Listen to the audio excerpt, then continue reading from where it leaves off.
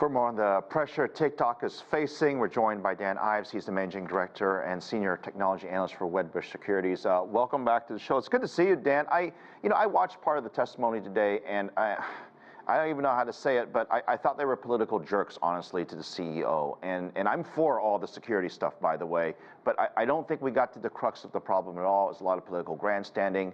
So hopefully you can help us. Did we move the ball any further today in understanding what might happen to TikTok? Look, I mean, this is all a game of high-stakes poker. And, I mean, obviously there's a lot of grandstanding, but I think overall it was a disaster day, right, from a testimony perspective, just because the concrete answers that everyone's waiting for ultimately is really about CFIUS, about the government agency when they come out with their report about what the Oracle, what Project Texas means. That's really going to be the key. Today, obviously, a lot of theater, but clearly it looks like, I won't call it a ban, I'll call it that there's definitely going to be a forced sale or some strategic change in the future. If you were advising the company as a strategic advisor, whether it's selling the company or I guess ring fencing the security perimeter, what would you tell the company and the CEO to do? Well, look, I think the first thing is, from a security perspective, I mean, Oracle is as good as you get in terms of working with, and just giving more comfort around the security and what I'll say sort of a firewall or ring fencing to make sure that there's no, China fingerprints on it. But I think that realistically, I think ByteDance is going to be forced, despite all the sort of antics, into either a spinoff, which would be very complex, or a sale, an IPO, however, it actually plays out.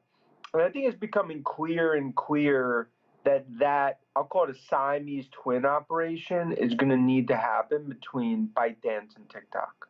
Is it possible, and this might be sensitive, but is it possible that, okay, we allow TikTok to be in the U.S. for the most part with some regulations, but at the same time you could argue Beijing could allow U.S. companies to operate with less restrictions as well, specifically, say, Facebook or Snap or Twitter or any of the other social media companies that it's been a challenge for them?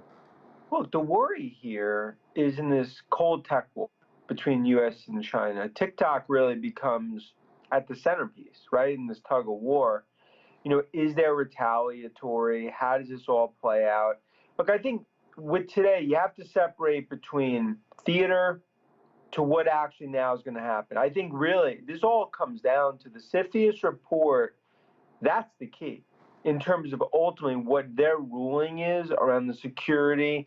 And in there, I think it's almost basically a 2-year, sort of, analysis of the situation.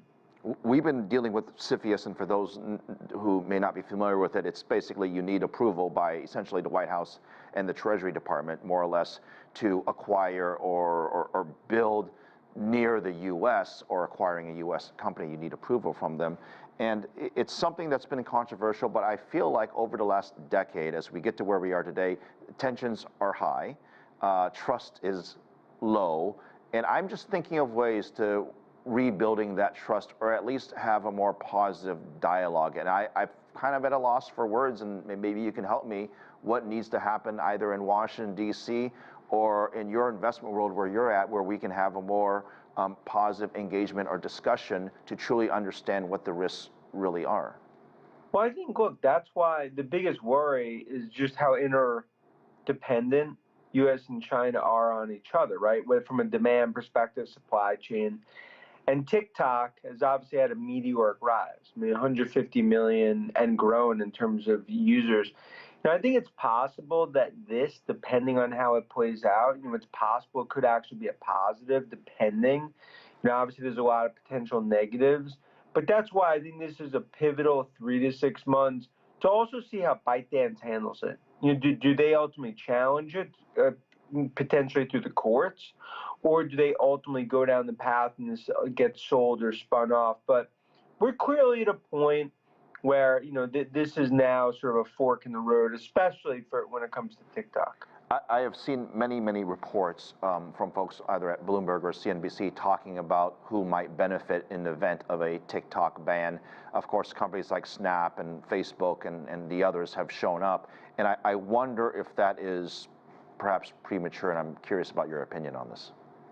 Look, I mean, today, if you're Zuckerberg and Meta or Snapchat, you're watching this with popcorn like you're watching a movie when you're watching the testimony, because they know any disruption in TikTok, which has been meteoric in terms of the success, benefits Meta, Snap, and you could argue Google as well in terms of YouTube, in terms of short clips. So I think that's how this all plays out. But no doubt today, that was sort of, you knew it was going to be a grilling.